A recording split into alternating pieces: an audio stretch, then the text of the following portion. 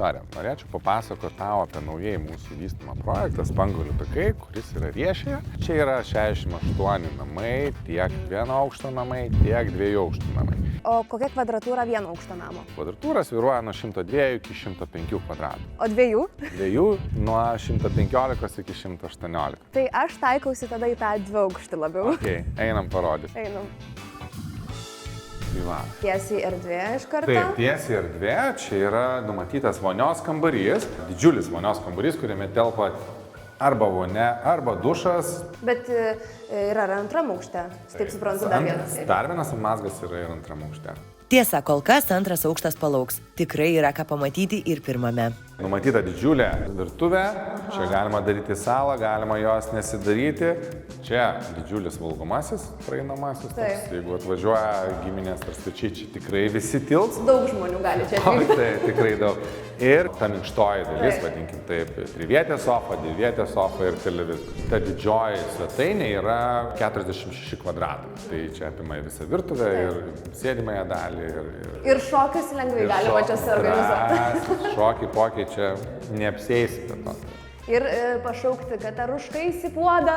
Taip, nes atstumas tikrai nemažas. Tikrai. Vietos užteks viskam. Erdvės įspūdį sustiprina ir didžiuliai langai abiejuose namo aukštuose.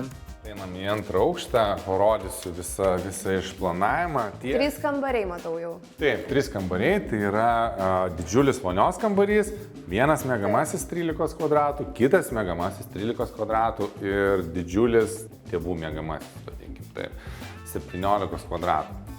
Oho. Su didžiuliais langais. Stogas jau man patinka. Taip, su šlaitiniu stogu. Irgi gali sieninę spintą šitoj pusėje montuoti, gali toj pusėje planuotis taip, kaip norit.